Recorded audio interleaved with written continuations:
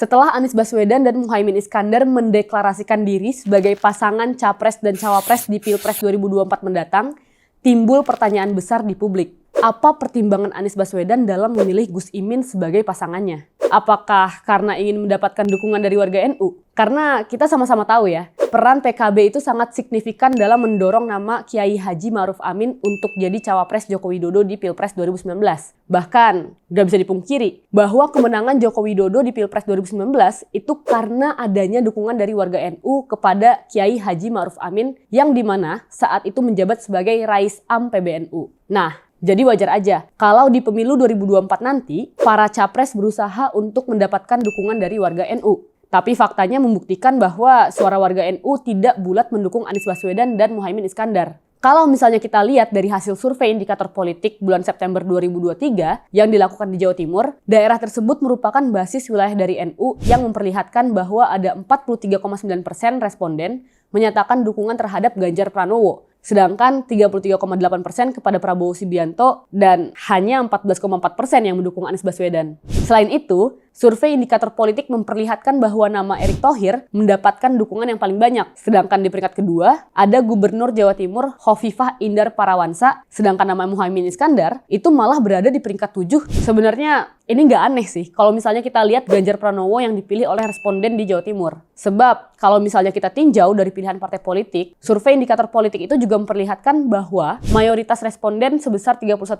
memilih PDIP. Sedangkan PKB hanya berada di peringkat kedua dengan 20,2%. Ini memunculkan pertanyaan baru. Kenapa warga NU tidak memilih PKB dan Gus Imin, melainkan memilih Ganjar dan Erick Thohir? Dan kenapa PDIP tertinggi setelah PKB? Mari kita bahas. Dalam konteks sejarah, Ibu Mega itu cenderung berkoalisi dengan tokoh-tokoh NU. Misalnya, di 2004 Bu Mega berkoalisi dengan Hashim Muzadi sebagai calon wakilnya. Lalu di tahun 2014 dan 2019, PDIP juga memasangkan capresnya dengan NU, yaitu ada Yusuf Kala dan Ma'ruf Amin. Bahkan, Gus Yahya, Ketum PBNU pernah mengatakan kalau PDIP itu tidak hanya sekedar partner atau rekan bagi NU, tapi satu komponen senyawa di dalam perjuangan.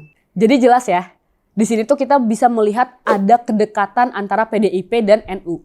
Dan kenapa bukan mendukung PKB dan Muhaimin Iskandar? Alasannya adalah karena adanya konflik antara Gus Dur dengan Muhaimin Iskandar itu sendiri. Bahkan, isu tersebut terus diembuskan ke permukaan hingga saat ini. Dan bahkan lagi, Yeni Wahid, salah satu putri almarhum Gus Dur, sudah menyatakan diri beroposisi dengan PKB. Artinya apa? Ada sebagian warga NU yang tidak mendukung PKB karena ketua umum mereka pernah berkonflik dengan Gus Dur. Yang sampai saat ini, Gus Dur termasuk salah satu tokoh yang paling dihormati oleh warga NU. Bangsa ini penakut karena tidak mau bertindak kepada yang bersalah.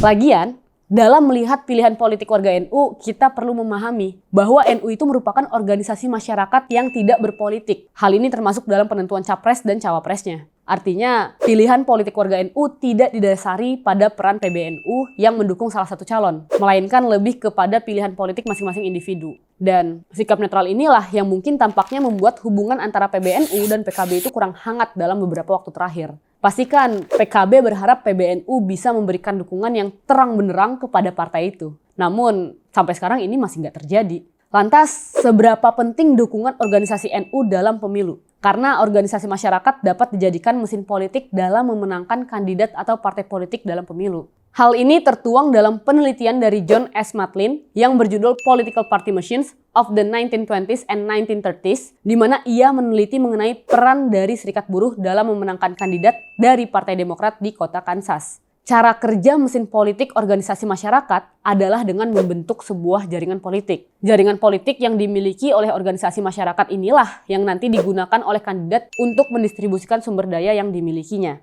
Sehingga terbentuk relasi antara kandidat dengan pemilih atau yang disebut dengan klientelisme. Jadi sekarang udah paham ya, kenapa pilihan warga NU tidak serta-merta ke PKB dan Muhaimin Iskandar. Dan kenapa para capres juga berebut suara warga NU. Gimana menurut kalian? Apakah pilihan Anies Baswedan menjadikan Muhaimin Iskandar sebagai cawapres merupakan langkah yang tepat? Komen di kolom komentar ya.